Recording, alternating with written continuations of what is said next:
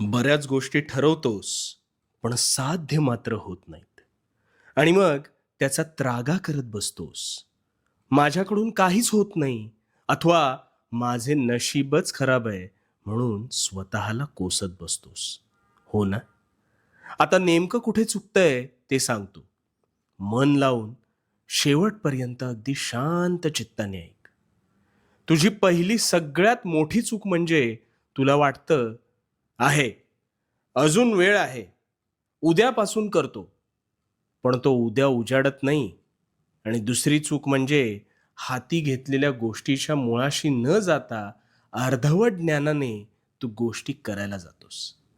बघ, विचार करून बघ, तुझं तुलाच कळेल. अरे नेहमी लक्षात ठेव, भरलेली घागर कधीच आवाज करत नाही. ती स्वतःचा मार्ग काढत संथपणे पुढे जाते. पण तीच घागर जेव्हा अर्धवट भरलेली असते ना, तेव्हा मात्र तिचा आवाज फार अधिक होतो. आता यातून काय शिकलास? आधी पूर्ण ज्ञान मिळवण्यावर लक्ष केंद्रित करायचं.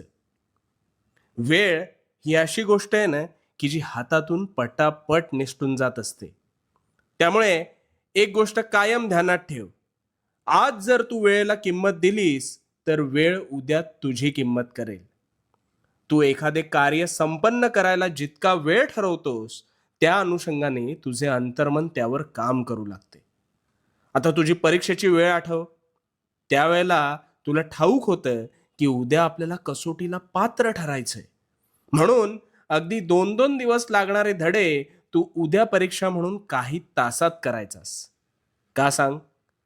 कारण तुला वेळ मर्यादा ठाऊक होती आणि अमुक एक वेळेतच हे करायला हवं हे डोक्यात होतं म्हणून. याचाच अर्थ काय? तू एखादे कार्य करायला जितका वेळ ठरवतोस, तितक्या वेळेनुसार तुझे अंतर्मन त्यावर काम करू लागतं. आणि म्हणूनच वेळेचे योग्य नियोजन कर आणि तुझ्या अंतर्मनाला ती गोष्ट ठराविक कालावधीतच पूर्ण झाली पाहिजे हे ठामपणे सांग.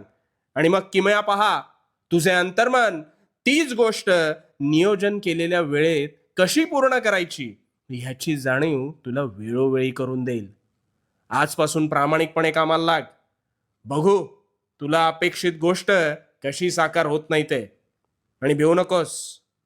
भिवू नकोस, कारण मी तुझ्या पाठीशी आहे. भिवू नकोस, मी तुझ्या पाठीशी आहे.